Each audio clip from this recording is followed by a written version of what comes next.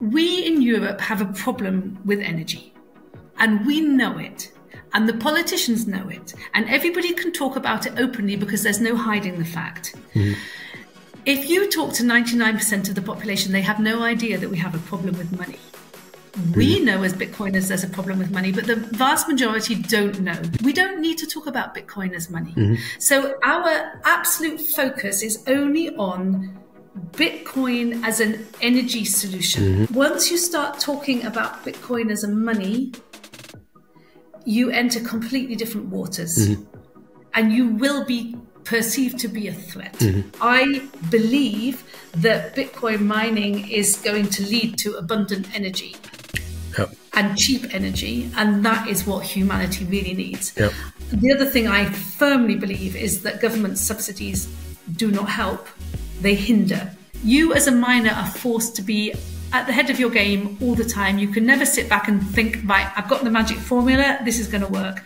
Every 4 years you have your halving, which throws all your figures up into the air, and you have to become even more efficient. And it's a wonderful thing for investors to get involved in because it ticks all the ESG boxes. I think this is beautiful because then it's kind of the requirements that have been put in place by the government is actually going to encourage Bitcoin mining. If you light the fire in a woman's belly and she understands what Bitcoin is, she will set the world alight. I mean, it's like the same as you protect your children. I'm doing it to protect my children. Not that they appreciate it yet. They will at some point.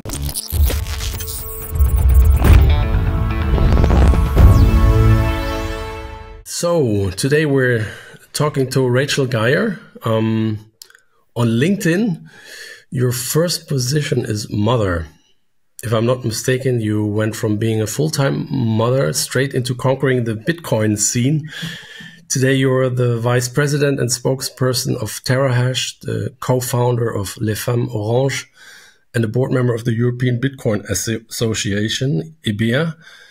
Can you tell me a little bit more about your background and how you got into Bitcoin? Yes, it was quite a leap. I was basically for a quarter of a century. My primary role was bringing up the children. We have 4 children, and we have lived a very international life. So we were moving all around the world. I think I moved 25 times in 30 years. 25 times. Yes. Okay. So I spent a lot of my life, obviously, bringing up the children and becoming an expert in international moves. And it was actually one of my sons who got me into Bitcoin. In 2017, we were living in Africa at the time, and he came and said, "Mum, you need to look into Bitcoin." And I, of course, had no time because you never do. You don't realize how important it is.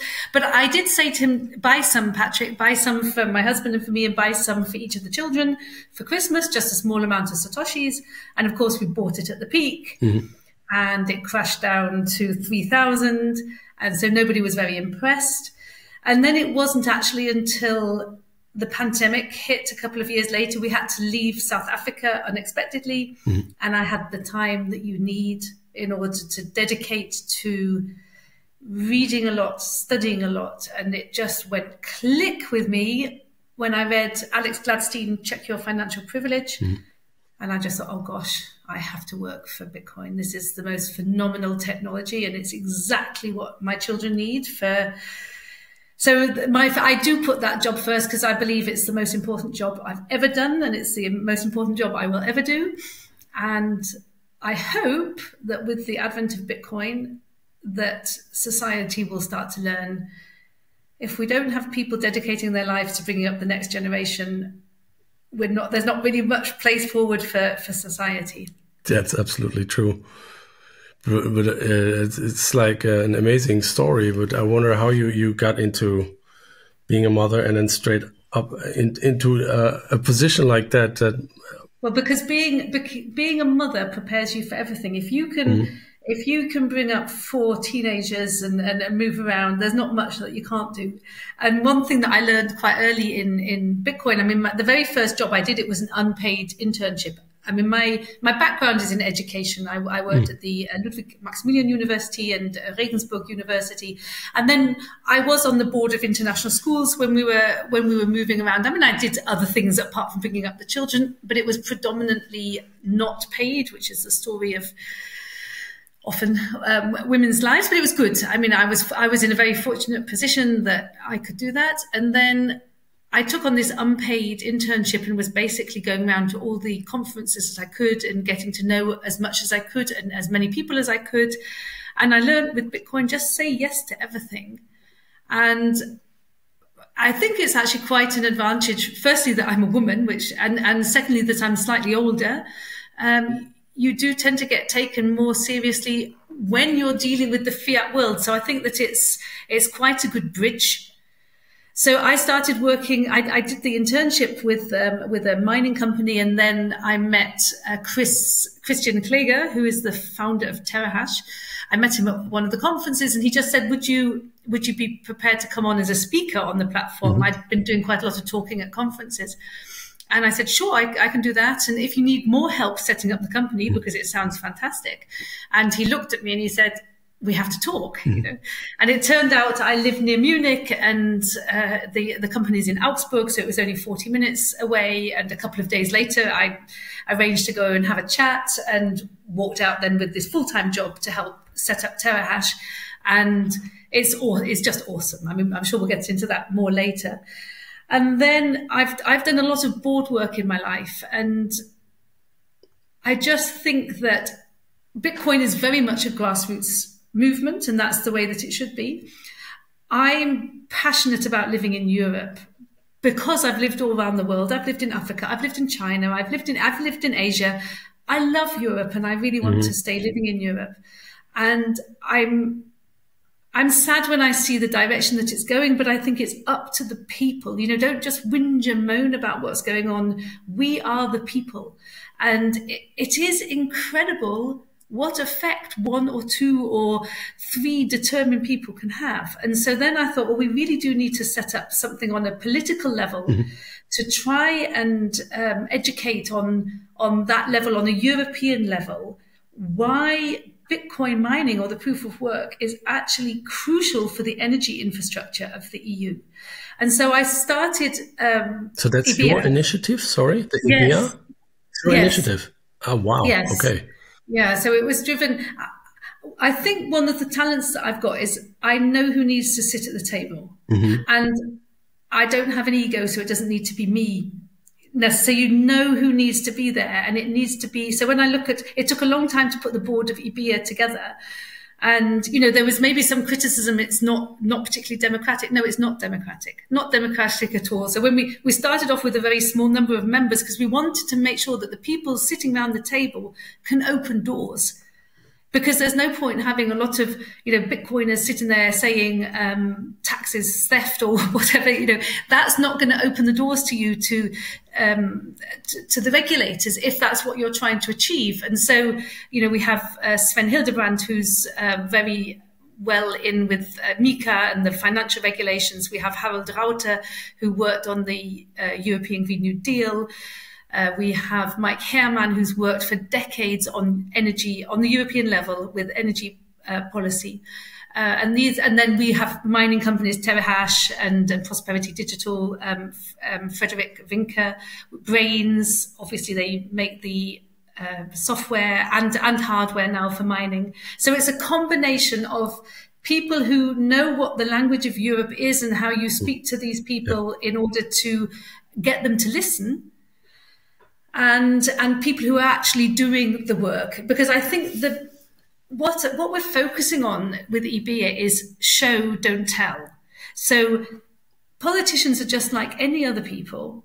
It was very difficult for us to learn what Bitcoin is. I mean, I can only speak for myself, but I know it took me at least a year, if not a year and a half, to fully understand the impact that Bitcoin can have.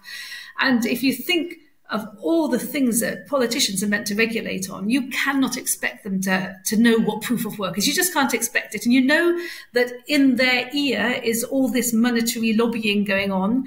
and obviously Bitcoin has no lobby behind it, which is great. We don't want Bitcoin to have a lobby, but all the other cryptocurrencies. But you are a lobby group now, no?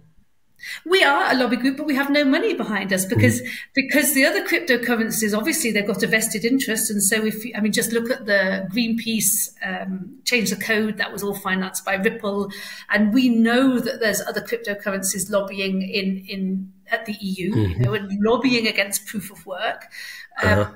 So we are reliant on people supporting us. And it's difficult because a lot of Bitcoiners will say, well, I don't care about that level. And I understand that. I do understand that. I just think if you like living in Europe, and I think until you've lived outside of Europe, you don't actually understand the benefits that we've got here. It is clean, it is safe, things work. I mean, it's not necessarily going in the right direction, but that's that's valuable. And if we want to continue this, we have to work together and try, and if we think it's going in the wrong direction, let's try and change that direction. And I think we're having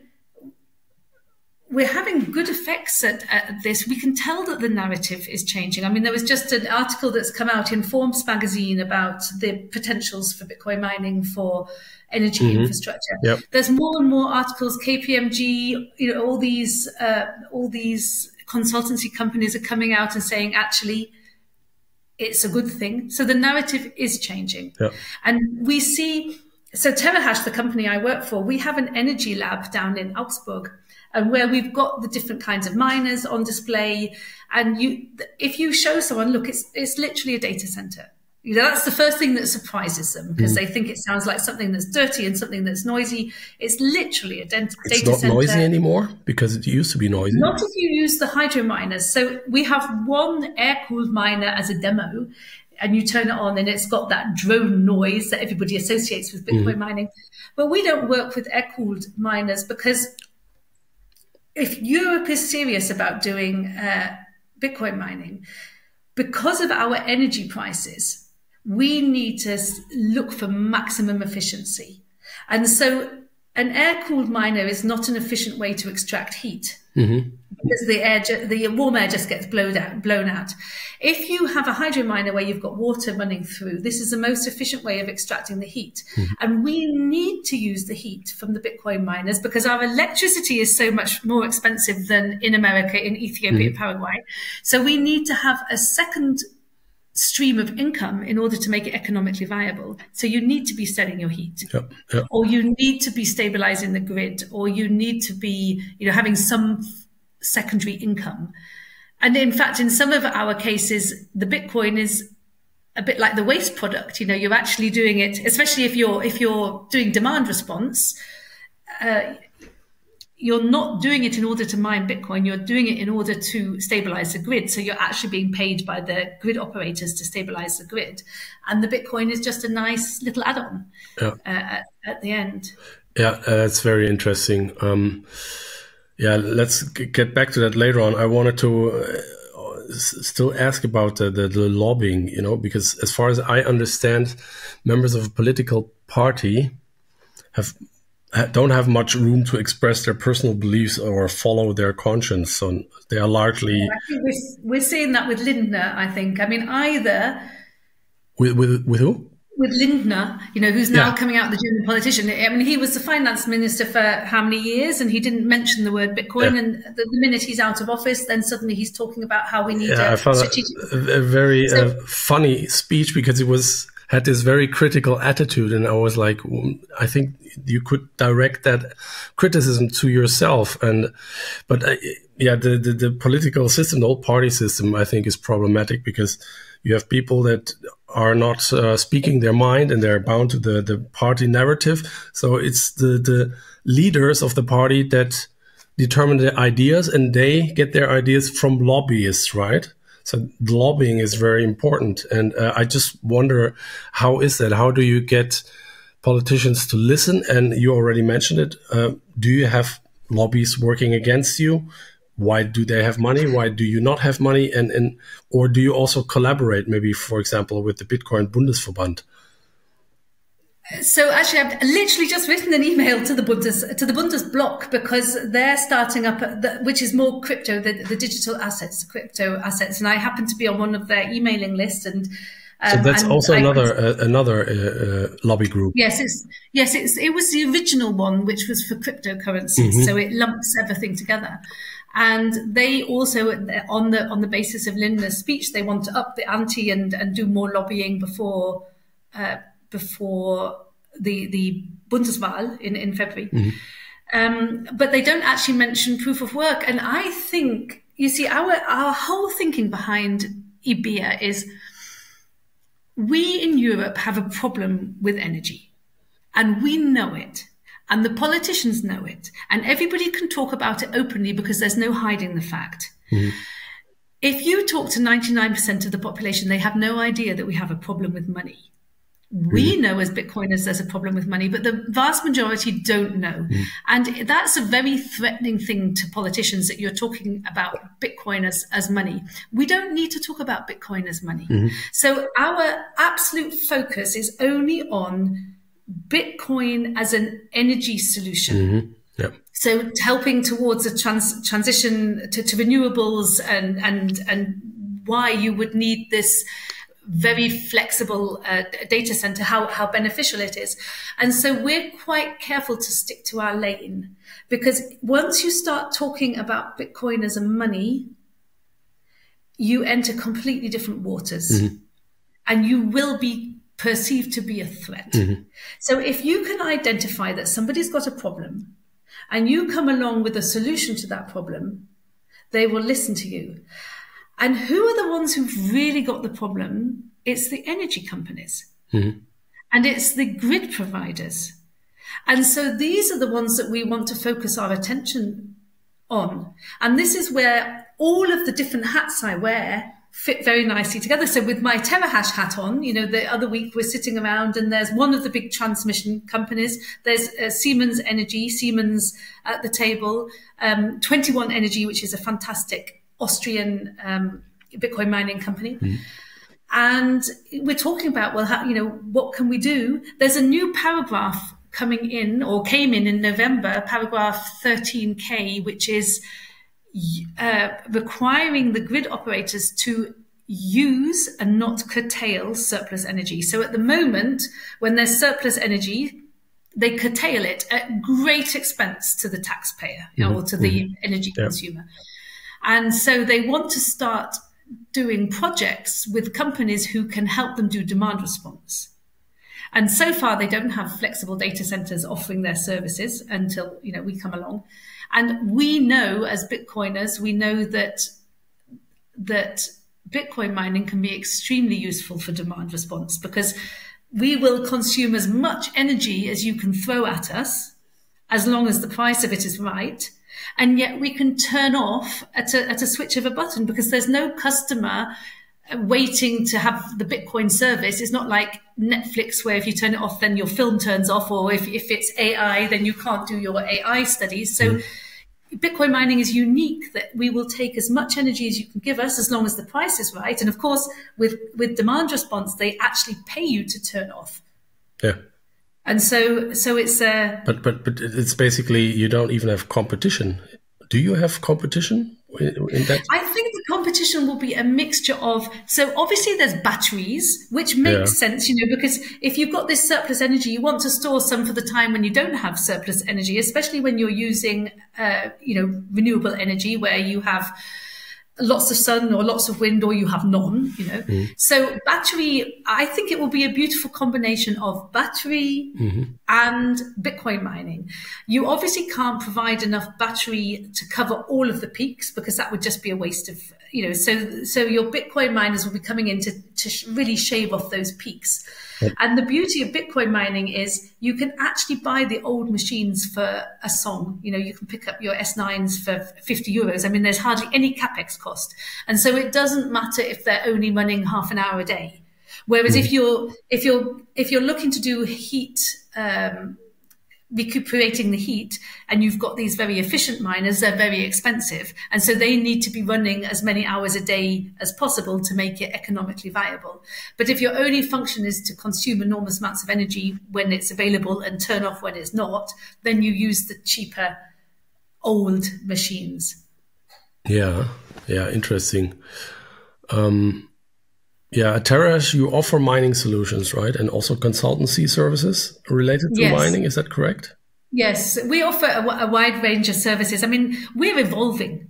Yeah. We're evolving and making it up as we go along because it's such a new area. So when we started 2 years ago, we knew that we were going to be very focused on energy. In fact, the name of the company is actually Terahash.energy GmbH. So we knew that we would be very focused on the energy. We thought that there would be, more education, more events at the beginning, which are starting now. What we noticed very quickly was energy is the absolute key. I mean, 95% of the people who contacted us, they were interested in energy solutions. And the whole reason why Terahash started was our mother company, Geyer, the Geyer Group, which has been around for 75 years. And it's your bog standard German Mittelstand, So we make everything made in Germany, top quality, cosmetics, car parts, spraying technology. We had a very high energy need for the company. And so it was becoming increasingly difficult to stay competitive with the electricity prices going through the roof as they were. So Chris, the CEO of Geyer, thought, well, why don't I put a couple of miners down in the cellar? Mm-hmm.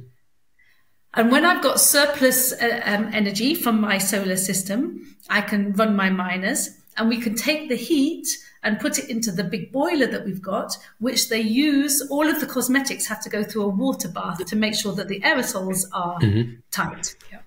They don't leak. So what started off as being a solution for a problem of our own, which is the way that most businesses start, we were looking for a solution for a problem. Mm-hmm. And then we thought, well, wait a minute, if this is the solution for our problem, there'll be many companies who've got the same problem, who are trying to become more energy independent so that you're not dependent on the volatility of electricity prices.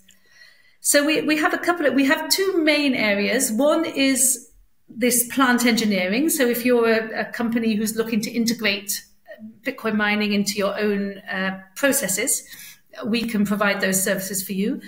And then the other thing that we offer is managed mining. Mm-hmm. Now, I think most of your viewers will have heard of hosted mining, where you can buy a couple of machines and then you rent rack space somewhere and you pay for somebody to maintain those machines for you. We knew pretty early on that that's not a sustainable model. And it's also not, if you do run machines legally, you have to set up a company because you are mining. And so you are supposed to have a company to do that. So as a private individual, you actually shouldn't be placing your machines somewhere around the world. And we also learned from experience that there's an awful lot of cowboys out there. Because legally that's a problem. Legally, because you are mining Bitcoin, and that's a business purpose. And so obviously, if you've got one miner down in your cellar and you're mining it for yourself, nobody's going to bat an eyelid.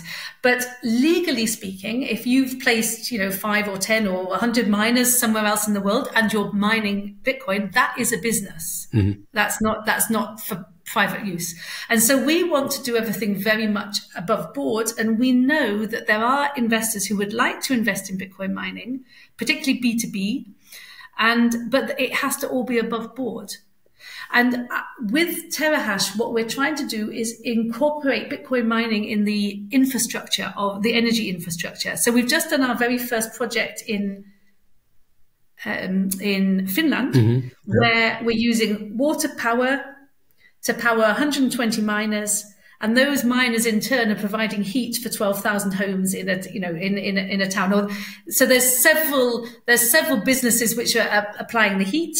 So there's 12,000 homes being heated, and one of the sources of heat is our Bitcoin mining. And how do you use water energy? You next to a to a river, or how? Yes. So the energy, most of the energy in Finland is from hydro. So their grid is powered by hydro, and so this is wonderful for our investors, because they know that it's 100% sustainable. They know that it's green energy. We can prove that. And so it's reducing CO2. So also for companies who need to look at their CO2 footprint, they can show that they're reducing CO2 by investing in this Bitcoin mining. Do you actually believe this being a problem, the CO2 issue?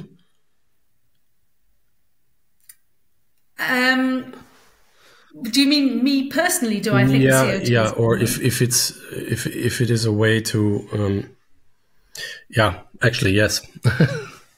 Yeah, I'm quite careful what I say, really, because I think there's no point having arguments with you're going to have half who believe it and half who don't believe it, and in the end it doesn't really matter. It really doesn't matter, because what we all want is a sustainable planet. And I think it's an argument that you're never going to win.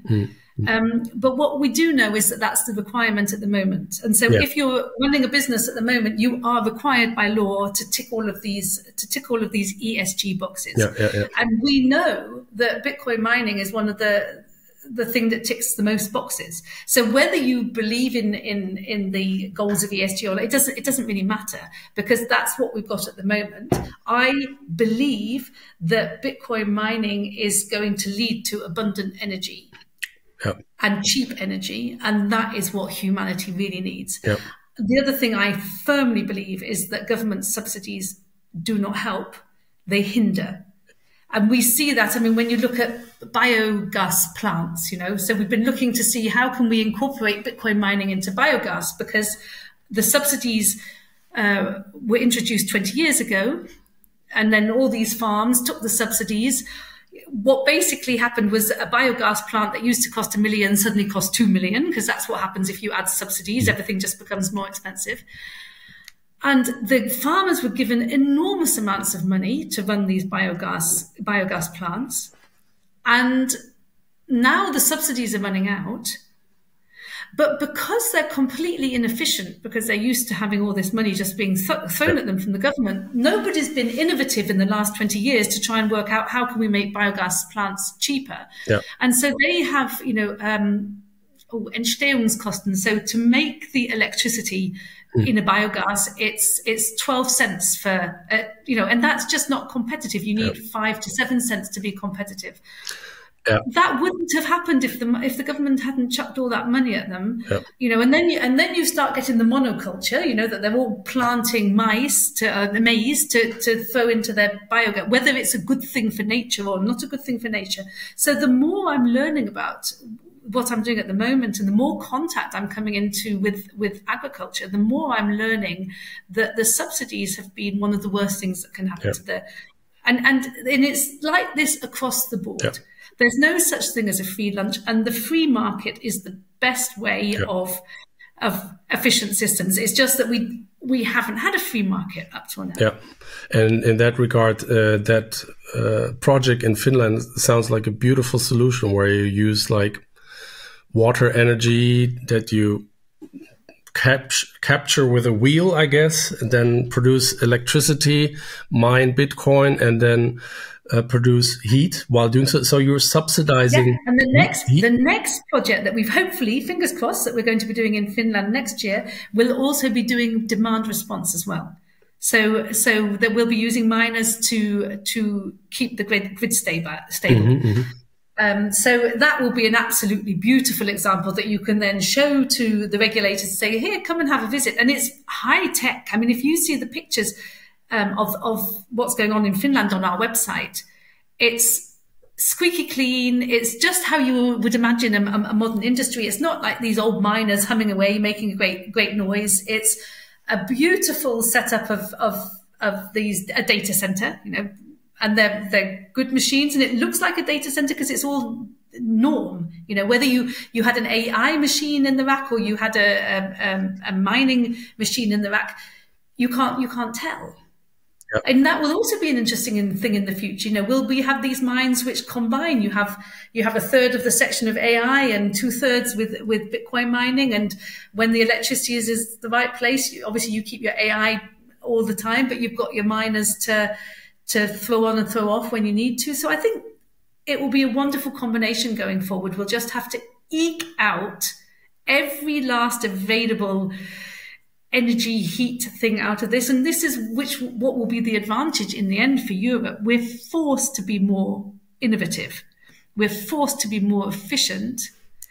And I have every confidence in German engineering. You do, yeah? I do. I mean, that's what the Germans are good at. Leave them to it. This is what the beauty is of Bitcoin. If people knew how much is going on in the German space, Lightning, I mean, there's so much going on with Lightning in the German space. It's what the Germans do best if you leave them to get on with, you know. And so so all the people who, I love Germany. I mean, it's my adopted country. So maybe you feel more passionate about your adopted country than your country of birth. I think we're on the wrong track totally. I think, you know, we need to get away from thinking that there's something like a free lunch, and there isn't. And you know, but there is there a reason why you having these projects in Finland and not in Germany? Because is it maybe? Because of hydro? So electricity is not because of regulations in Germany. No, you can mine in Germany, and we will be getting projects starting in Germany. It will definitely be coming. We've got a few things in the pipeline, but it's slow. First, you have to do an awful lot of education. Yep. And in fact, you know, in our projects in Finland, you don't talk about you're doing Bitcoin mining. You just talk about it's a data center. You don't have to say that. It doesn't really matter what the computers do. And so usually you find you get further if you don't talk about Bitcoin mining, but you just talk about flexible data centers. So you have a data center that subsidizes heating. Yes. Yep. Yes. Interesting. Yeah. I mean, it's beautiful. Yep. It really is beautiful. The thing with mining is we have got no idea what it will look like in 4 years' time. You as a miner are forced to be at the head of your game all the time. You can never sit back and think, right, I've got the magic formula, this is going to work. Every 4 years you have your halving, which throws all your figures up into the air, and you have to become even more efficient. But how beautiful is that you know, that the efficiencies will drive us forward for energy getting cheaper and cheaper and cheaper without a single penny being taken from Paul to give to the government. But it will all be businesses working out ways of becoming more efficient. And that's how the world works. Absolutely. But it will possibly also become very competitive, no? It already is. You know, I mean, mining's cowboy land. And we have learned some things in the time that we've been involved. I mean, we've got stories to tell, which is why you have to be so careful when if it looks like a wonderfully good deal and it's cheap and it's fantastic and too good to be true, it's too good to be true. And especially the setups that you have in countries which are not regulated in the same way as the EU is regulated. And that's another reason why we want to focus on the EU. We do mining in the rest of the world because we've tried it out ourselves, because before we recommend anything to any of our customers, we want to make sure we've tried it out ourselves and we know. But if I can invest in a European country, and I know, you know, we're a German GmbH, a limited company, and so people know where we are. We're not going to disappear off the face of the earth. If you put your machines with a company that's not registered in Germany, it's registered somewhere offshore, and you pass over great quantities of money, and then your machines actually never go online. This happens all the time. And I think that's just not a sustainable thing certainly not for, you know, your family offices who want to invest, your banks who want to invest, your businesses who want to invest. And we've got some very interesting plans going forward we've got a lot of plans for a lot more megawatts certainly in Finland, and then hopefully coming over into the rest of Europe. It's easier for institutional investors to invest in equity rather than invest in machinery. And at the moment, you know, what happens is you buy the machines, you run the machines, and they belong to you as the investor. And there's a lot of investors who just don't want to have that So we will change our business model going forward, you know, that people will be able to invest in the company that's carrying out that project. And that will open up a lot more access to capital, because that's what we need. I mean, we're a very small company, family-run business, so we can have the ideas, but we can't drive it financially. So we're looking for investors to help drive it. Yep. And it's a wonderful thing for investors to get involved in, because it ticks all the ESG boxes. And so, and I think this is beautiful, because then it's kind of the requirements that have been put in place by the government is actually going to encourage Bitcoin mining. Yeah. How beautiful is that? That's funny, yeah. Funny turn of events, indeed. Yeah, I wonder, could you actually solve the issue at Kläger Group with the heating? So, is it like a solution that now really works, or is it still like work in progress? So to be honest, in our work in Neuses, where we have two factories, we have one factory that does the cosmetics and one that does the spray technology. We don't have enough surplus energy to run the miners all the time, because we've just got solar energy on the roofs, which we predominantly use for the production of our own. So you're not only using mining to heat water, but you're also using excess energy from solar systems. So the plan was that all the electricity that comes from the solar, its first function is to run our factories, because that's that's what we put the solar there for, and that's our cash cow. Yeah. And then if there was surplus energy, it would go into the miners and run the miners. I mean, our factories are not working at the weekend. Sometimes between Christmas and New, it's not working all the time. We don't have shifts going on through the night, but of course then you have no solar. So we would have needed to build our solar over-dimensional to our needs in order to have enough surplus energy. But we don't have, in Neuses, we don't have the space to do so. But we have another factory over in East Germany which makes car parts. And we had a lot of space next to that one. And we actually have just put a solar park next door to it of 1.6 megawatts. And we need less than half of that to power our factory. So we've got half of that we can use for mining. So you have to look at every project on a case-by-case business. You can't say, yes, it will work. Every case is different. How much, and it's all to do with how much surplus energy do you have? Because there's no point using your solar energy to run your miners, and then you have to use your energy from the grid to run your production. The grid is too expensive.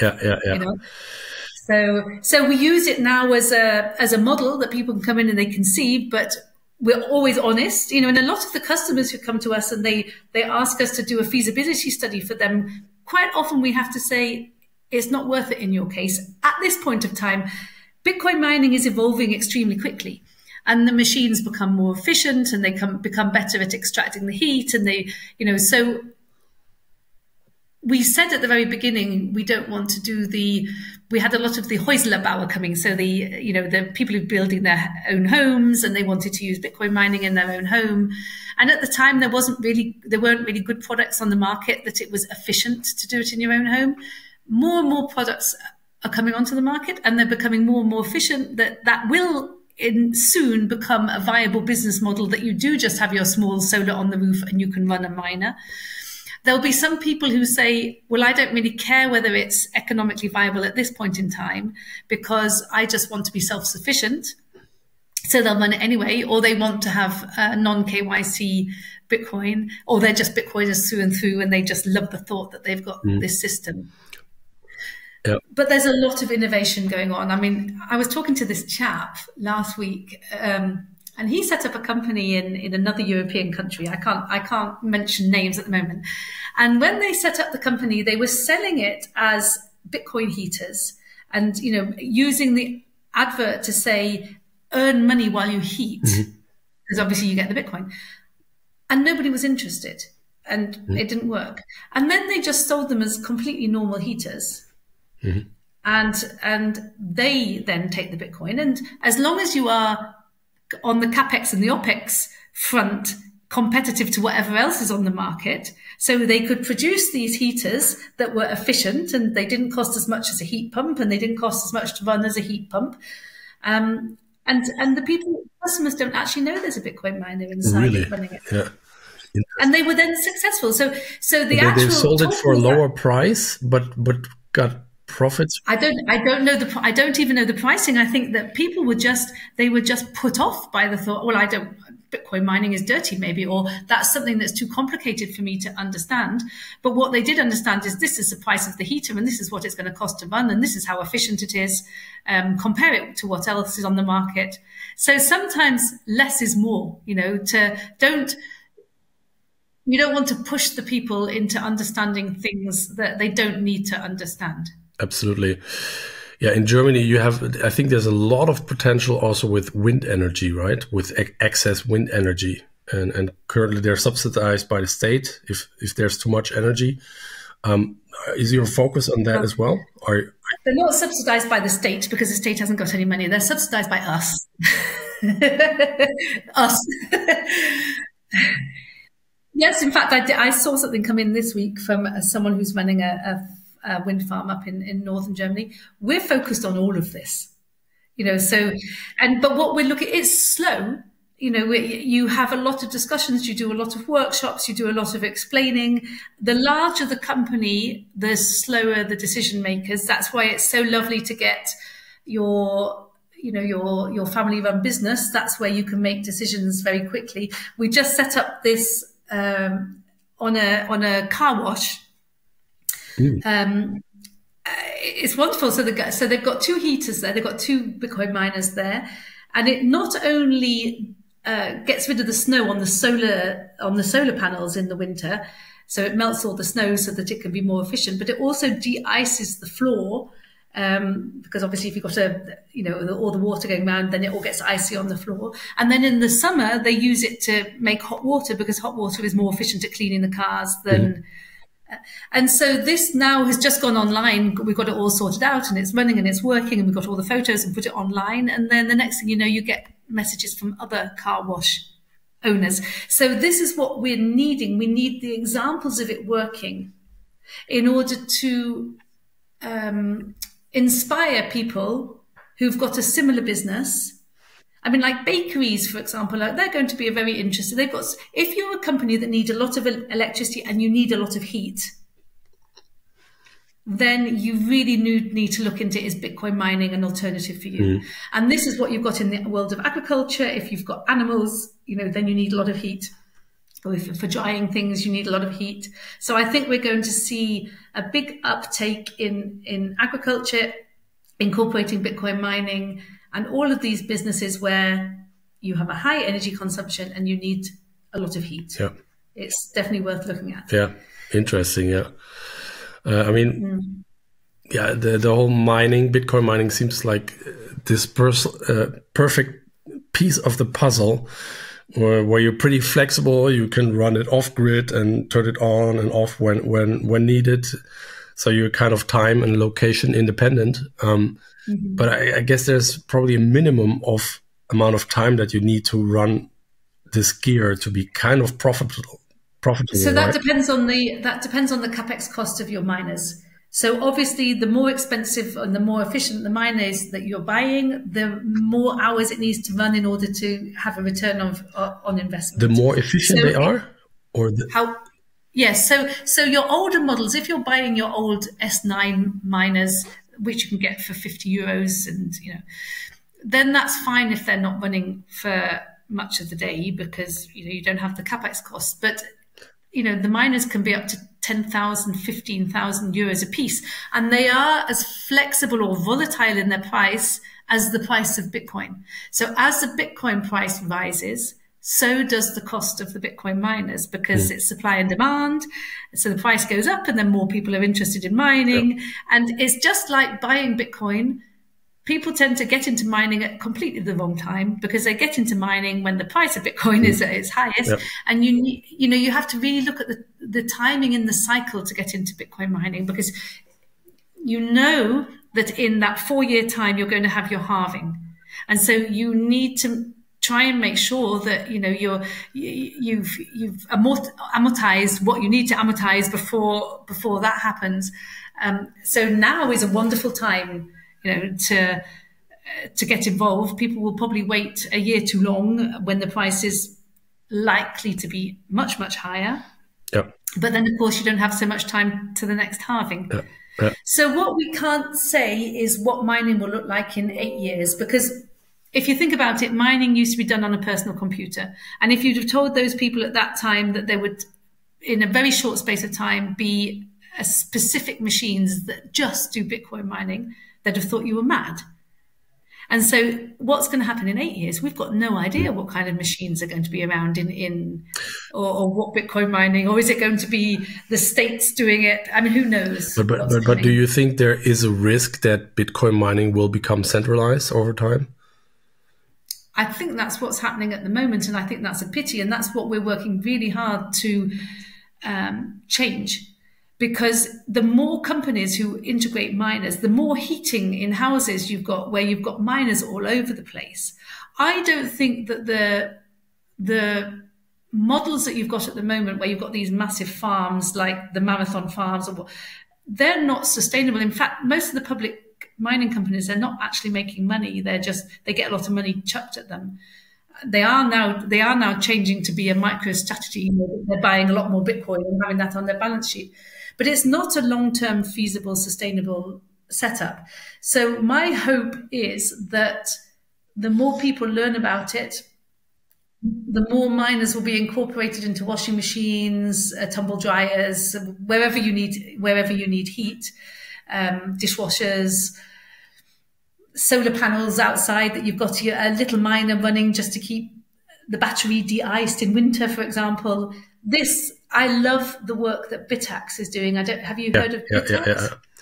Yeah, I just wonder if we all as individuals kind of have a little responsibility to run our little small BitAxe, which is probably never going to provide any profit, but it's also probably not going to cost a lot of energy, but it would vastly, well, I guess, more decentralize the whole Bitcoin mining.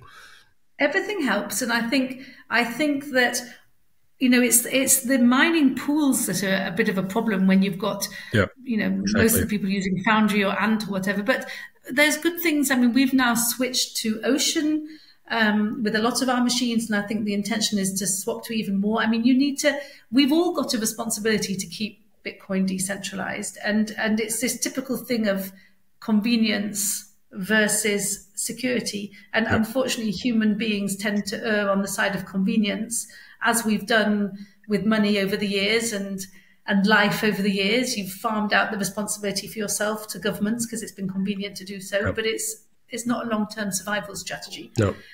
So I think that's all of our responsibility to support organizations like BitAxe, who are trying to keep it decentralized.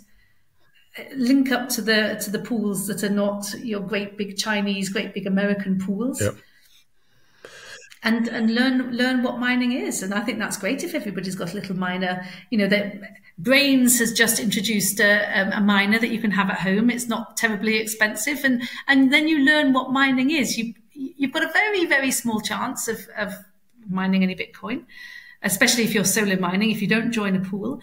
But at least you're learning. I mean, that's what I love the Nerd Miner for. You have one yourself? I've got lots of Nerd Miners. Because it teaches you, teaches you what it is. I know I'm not going to earn any, but it shows you the blocks ticking by, and it's just you feel like you're part of the great. Network. Yeah, I mean, that's what I heard. I mean, when I was in Madeira, I talked to some Bitcoin miners, and they were like unofficially, let's say, telling me like, well, there is a problem of centralization, and while they're all talking on stage that it's also great, there is actually a little problem with that. So let's hope that it's not going to happen. And the Jack Dorsey, I think, would try to work against that. He ocean mining, or is that the pool he? Yeah, I'm not sure whether he's. I'm not sure where he's involved, because he is great. He does give a lot of money all over the place for these decentralized projects, and he's doing. They're doing very interesting things. Jack Dorsey and Adam Back and Elon Musk were setting up a scheme together to try and make Bitcoin miners that were more sustainable. So including you didn't have Elon Musk. Yeah, it was all to do with a Tesla, that they were going to set up a big center at a Tesla place to test these miners, and you would be able to just replace the hash boards with the next level up, so you don't have so much e-waste of throwing the machines away when they're no longer, which actually doesn't happen, because there's always second lives for machines. If they're no longer mining, then they maybe do demand response or they do something different.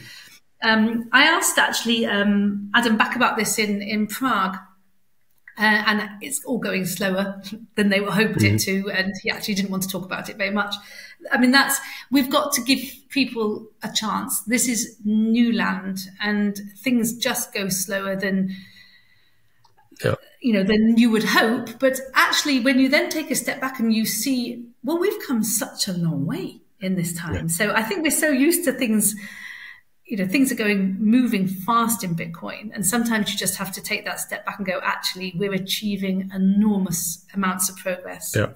And this is what we're managing to do with Terahash, because we're appealing very much to fiat companies. So we have visits all the time by big energy companies, solar companies, Stadtwerke, local community, politicians come and have a look what it is. We have media coming around. From which parties are they coming?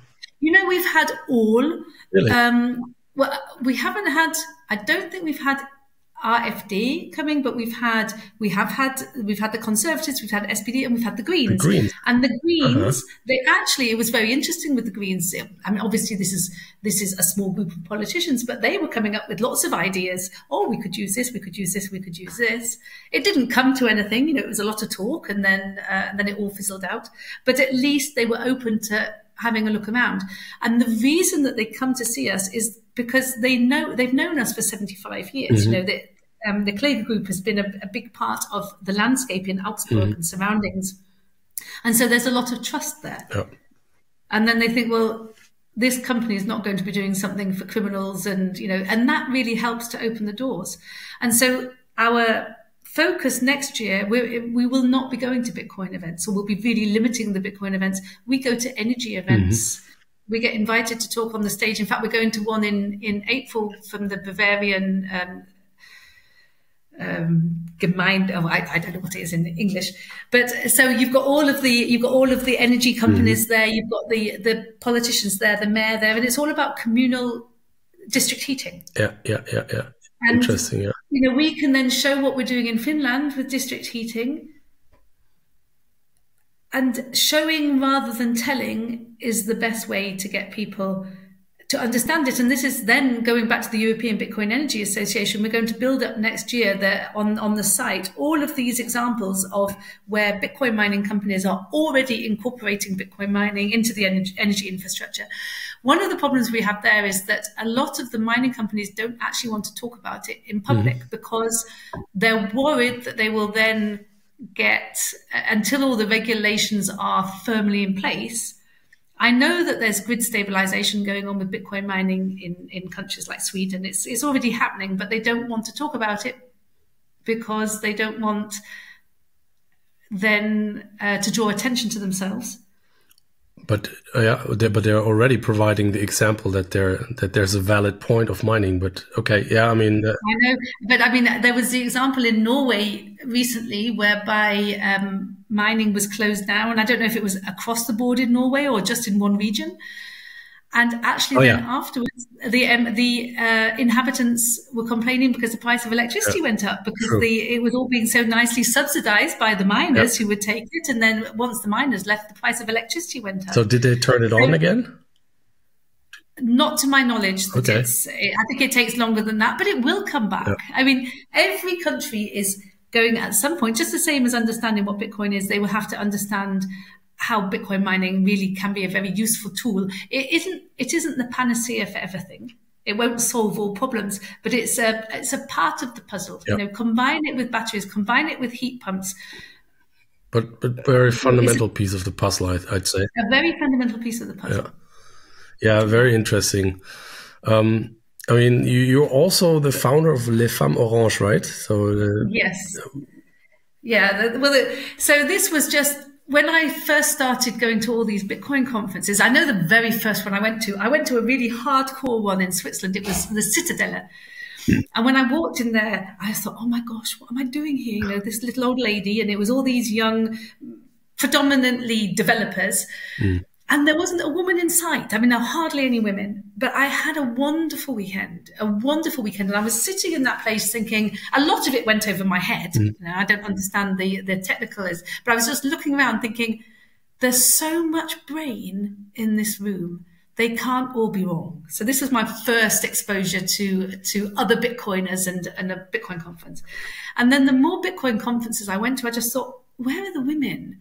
Because not only is Bitcoin, it will be so valuable to women because generally speaking, you know, you're bringing up the children, maybe you're working a job as well, you're running the home. And even though, you know, we're meant to be becoming more equality, the statistics still show that the women do the brunt of the housework, they do the brunt of the childcare, they work, they help the parents, etc., etc. They don't have the time to focus on how do I need to invest. They haven't got the time and they don't have the capacity for that. And yet they're the ones who desperately need it because we're the ones, I mean, when I look at my pension, I spent this quarter of a century bringing up the next generation. My pension is €300 because those years that I was bringing up the children, I wasn't working. And I believe that I've contributed greatly to society by putting these 4 young adults into it, but you get no pay, you get nothing for it. So my pension is rubbish. And this is why women my age, we're finding, are actually the ones who understand Bitcoin quite quickly because we have a problem. We're heading towards pensionable age. And then you have a look at what you think you're going to get in your pension. And we all know we're not going to get any pension anyway because there's no children coming who are going to pay for it. And so they're more likely to understand Bitcoin. But there was just such a lack of women. And I was thinking, why is it? And then there's no women on the stage. There's no women talking because the conferences tend to be organized by men, and generalizing, men are interested in things and women are interested in people. And so the topics that you have on the stage are very geared towards a technical audience. And so I founded Les Femmes Orange. I asked some women who were at a conference, I said, if I put on a conference that was for women, would you think it was good and would you come? And then when we were organizing that first one, it was actually Lina Saiji who said, we shouldn't make it just for women because that's not fair. You know, we wouldn't like that if it was, so we just said, okay, it's Bitcoin education made by women. And men are welcome if they bring a woman so that the ratios, because men love coming to Les Femmes Orange because most male Bitcoiners don't have girlfriends. Oh, really? So, that's probably generalizing and I don't know, but I imagine. And so, you know, so they quite like the fact of going somewhere. So if you bring a woman, then it keeps the ratio right. And it really, really works. In the very first conference we put on, we had 70% women coming. And the beauty of women is not only is Bitcoin totally necessary for women, but I also think that for the adoption of Bitcoin, women are crucial. I mean, they're 50% of the population to start with. And secondly, they tend to be, they have good social skills. They're very good at networking. And when I look, I mean, Les Femmes Orange is nothing. It's not an organization. It's not a association. It's not a company. It's nothing. It's an idea. It's a movement. It's a meetup. And so now it's built on like 21, which I think 21 is fantastic. But I've been to a lot of 21 meetups where I am bored out of my skull because they're just showing me all their latest technology and I'm not interested in the latest, you know, so I'm sitting there thinking, yeah, great, fine, but can I talk about feelings? And so it started off. So it started off that we were doing these 2 conferences a year at the Hotel Princess, the Bitcoin Hotel. And then it has now gone off into meetups, which has been sold or will be sold. It's possibly not going to remain that Bitcoin hotel, right? Oh, I think they've got good plans. Okay. They've got good plans. I think they would like it to, but I think it will stay with a Bitcoin theme. Yeah. That's what they would like it to stay with a Bitcoin theme. And it was very useful for us because, you know, it's easy to organize a conference in a Bitcoin hotel. They understand what you're trying to do. They sort out all the logistics and you just have to sort out the program. And so now in the meantime, we've got lots of meetups and that's growing really quickly. And you know, we've got a Telegram group in Germany or in German, which has got way over 500 people. We've got an English speaking one. We've got Les Femmes Orange meetups in Stockholm and Tel Aviv and Miami, I think was the latest one. So it's spreading. And the reason it spreads is because it's not an association or a company, because you need to give people, we have one rule and that's Bitcoin only. So don't come with any alternative coins. It's Bitcoin only, just so that it's not confusing. And that's very much what our focus is.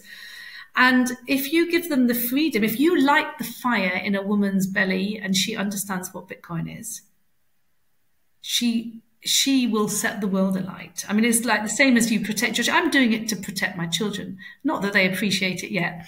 They will at some point, but they don't, not all of them get it yet.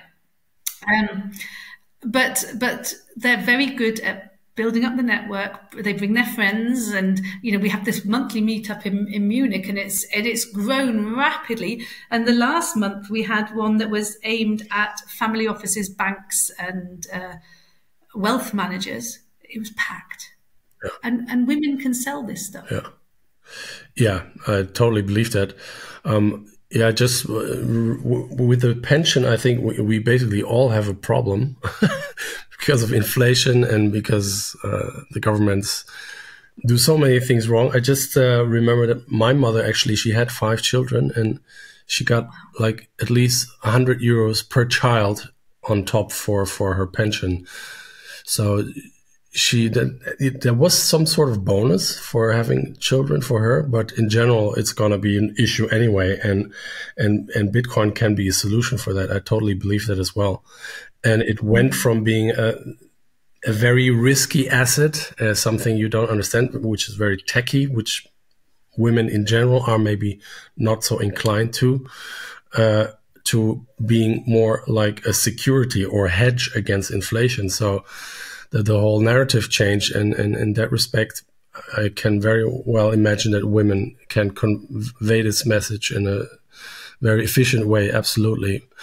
And they're more, you know, they're not as aggressive. They're probably not going to come up with, well, have fun staying poor and all that. You know, they maybe take more time to explain it. It's a bit more gentle. I mean, this is all obviously very generalizing, but it definitely seems to be working. And I think it's a bit of a battle. I've tried to do some side events at some of these big conferences, and you know, sometimes the response you get is, well, we don't want quotas. And you go, no, listen, women are not a quota.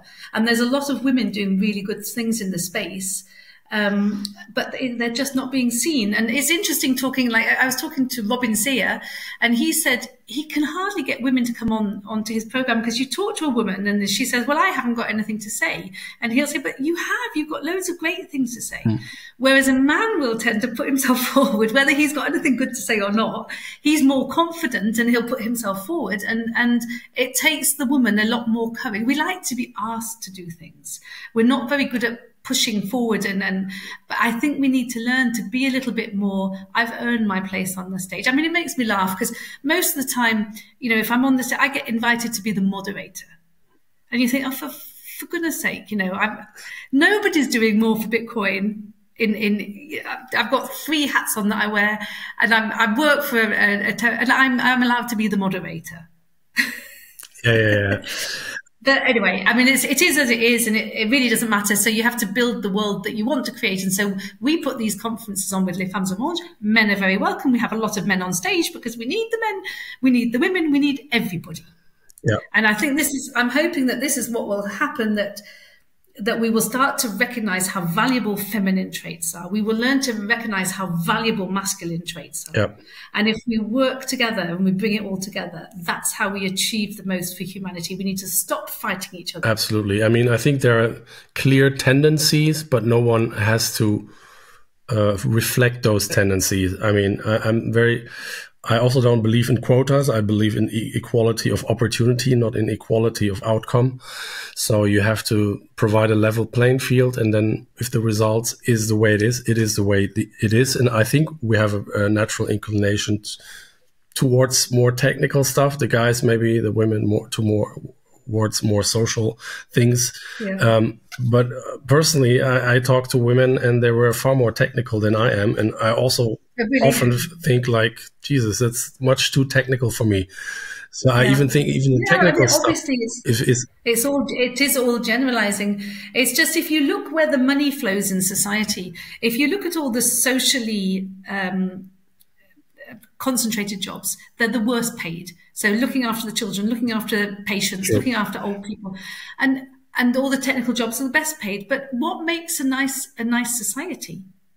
You know, but that makes it interesting. I totally agree. I think social work should be rewarded better. But if we believe in a free market, there must be a system that, so we start paying for that personally for those. Yeah, I think I personally believe that we will have to move to a system where we have to make our own decisions anytime. And this is the same with child benefit and all the rest of it. Don't give child benefit. But we should be intrinsically motivated to have children, because, you know, that's how it used to be. Your children were the ones who looked after you when you got old, and it's nothing's changed in that, you know. So, and I mean, we are all economic beings. Obviously, you love your children, but it's this cycle of. I mean, when I look at my children now, my parents helped me a lot with my children when they were growing up. And now my children do a lot with my parents. You know, my parents are now becoming very old and Alzheimer's. And so my children now go and they look after my parents. And this is that cycle of life. Yep. And I believe that what will happen going forward is, if a man and a woman want to decide to have children, they have to do a contract between them. You know, okay, we need to have children. You need to spread your genes and all the rest of it. How is this going to look in the future? Who's going to stay at home and bring up the children? Because this is something I absolutely don't understand. How have we managed to persuade humanity that you will take your most precious asset, and when it is 6 weeks old, you will give it to somebody else to bring up, to instill their values, to instill. How did we manage to persuade women that it was more beneficial to go and work in a company than bringing up your most beloved, you know, I don't get that. It was very clever marketing. And I saw it when, you know, you'd say, people go, oh, what do you do? And you say, oh, well, I'm a mum. And that would be the end of the conversation. And then they go, oh, don't you work? And I'd say, I have never worked harder in my life. Try bringing up children. It's 24 hours a day, 360. It's hard work, but it's viewed by society as not important. But this will change. Because what is the point of having all this technology if we've got no next generation? No kids, no next generation. We've got no kids, and the kids that we've got have not got the resilience that is needed. There's, you know, we are not going the right way. There's so much anxiety, so much depression, particularly in young people. For whatever reason, I've got no idea. I've got my suspicions as to where it might come from. And I just really hope that we start realizing nothing replaces ever human interaction. Nothing replaces ever human relationships. We need human relationships. We need to use all of our senses. I mean, this is the trouble with this world of screens, you know. We don't touch, we don't smell, we don't feel. But we're actually getting used to it. And we're also getting used to AI. But yeah, I agree.